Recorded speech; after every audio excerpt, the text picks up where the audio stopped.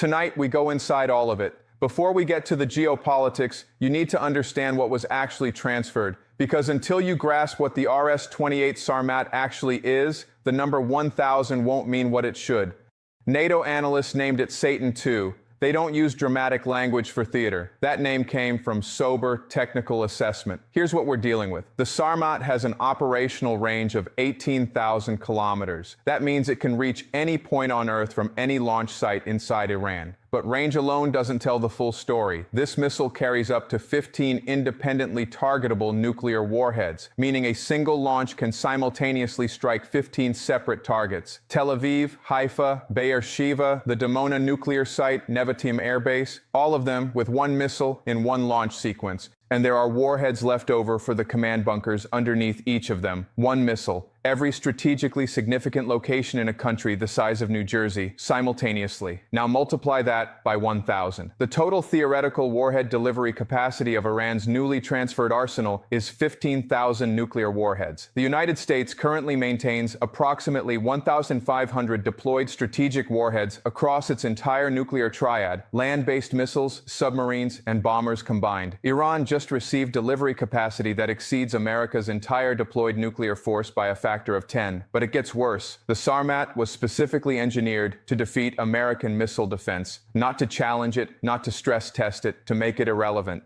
Every missile defense system the United States has built, THAAD, Aegis, the ground-based mid-course interceptors in Alaska and California, was designed around one fundamental assumption, that incoming Russian ICBMs would travel over the North Pole. Decades of radar positioning, interceptor deployment, and command architecture were built around that northern approach corridor. The Sarmat can fly over the South Pole. It approaches from directions for which no early warning radar exists, along trajectories for which no interceptor has been positioned, using flight paths that the entire American missile defense architecture was never designed to address. And that's before we get to the penetration aids, the suite of decoys, electronic jammers, and maneuvering re-entry vehicles that each Sarmat carries alongside its warheads. An intercept system facing a Sarmat strike package must simultaneously distinguish real warheads from hundreds of decoys while tracking hypersonic objects, executing lateral evasive maneuvers in the terminal phase. Against a single Sarmat,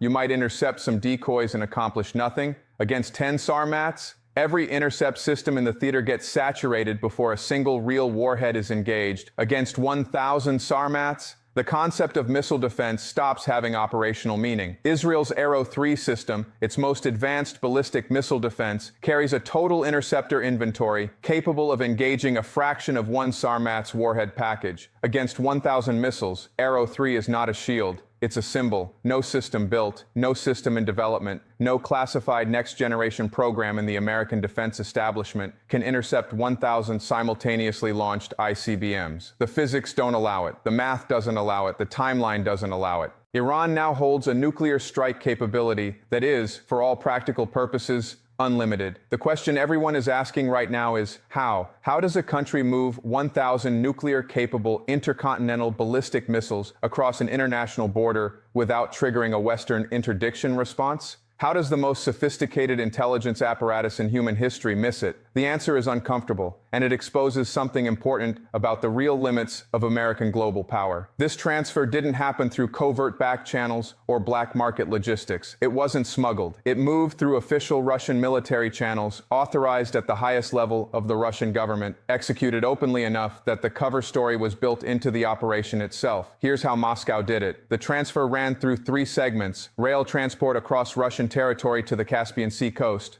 maritime movement across the Caspian aboard Russian military vessels, waters where Western surveillance assets have minimal meaningful access, and final overland delivery through Iranian territory to hardened underground facilities dispersed across multiple provinces. The entire operation ran concurrently with a large-scale Russian military exercise in the Southern Military District. Western intelligence satellites observed massive military movements. They assessed them as exercise-related. By the time analytical teams identified the discrepancy between declared exercise parameters and actual equipment signatures, the missiles were already inside Iranian facilities. Transfer complete. But this wasn't primarily an intelligence collection failure. The sensors were working, the satellites were watching, the signals were there. What failed was decision-making. Democratic governments require a higher threshold of certainty before taking high-risk action than authoritarian governments require before completing high-risk operations. Russia acted while Washington deliberated. Moscow moved while American analysts compiled the confidence assessments required before anyone in a position of authority would authorize an interdiction response.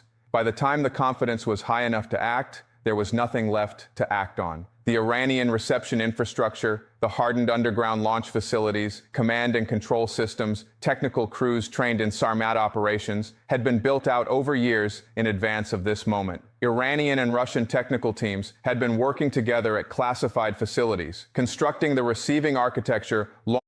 I have something to tell you. I'm not here. Strategic alternatives, and most consequentially, identifying the single action that would most decisively reshape the global strategic environment in Russia's favor while remaining below the threshold of direct military confrontation with NATO.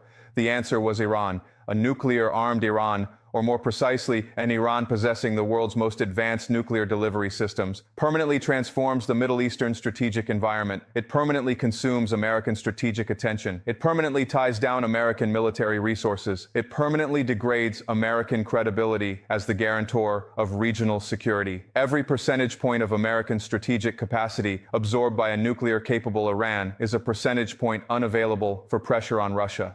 Every ally that loses confidence in American security guarantees is an ally Moscow can cultivate as an alternative partner. The transfer wasn't an impulsive escalation. It was a calculated strategic investment, the most consequential single move in Russia's long-term campaign to reshape the global order away from American primacy. 11 words. Iran has 48 hours to stand down or face total destruction. Israel issued its response within 6 hours of transfer confirmation. A single statement, 11 words delivered in the controlled, flat tone of a government that has just looked directly into the abyss. It is simultaneously the most understandable and the most strategically problematic response available. Understandable, because doing nothing when 1,000 nuclear missiles are pointed at your cities is psychologically and politically impossible for any government that wants to remain a government. Problematic, because the ultimatum creates a crisis timeline so compressed that rational deliberation becomes nearly impossible for everyone involved. What does stand down actually mean here? Because the ambiguity of the demand reveals the impossible position Israel occupies.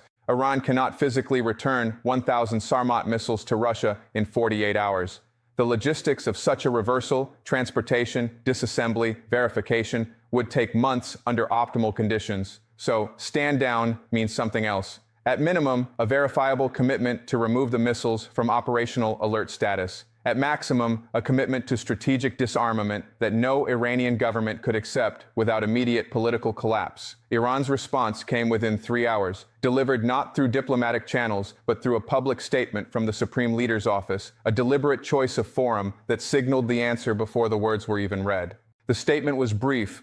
Iran recognized no ultimatum from any party. Its strategic deterrent was a matter of national sovereignty. Any military action against Iranian territory would be met with a response calibrated to eliminate the source of the threat. The clock is running. And when it expires, Israel faces a decision with no good branch. If Israel acts militarily, it's initiating strikes against 1,000 nuclear-capable ICBMs in hardened underground facilities dispersed across Iranian territory. The strike package required to achieve meaningful degradation, even with perfect intelligence on facility locations, which Israel does not have, demands hundreds of aircraft sorties over days of sustained operations, American-supplied bunker-penetrating munitions at a scale requiring explicit Washington authorization, and the acceptance that every surviving Iranian missile gets launched against Israeli territory in immediate retaliation. The survivability math strongly favors Iran. Underground facilities built to Russian military engineering standards, the same standards that protected Soviet strategic missiles through decades of American nuclear targeting, can survive everything in Israel's conventional arsenal. Destroying them requires nuclear weapons, and Israel using nuclear weapons against Iran triggers an emergency response posture from every nuclear power on Earth simultaneously. If Israel doesn't act, the ultimatum expires without follow-through.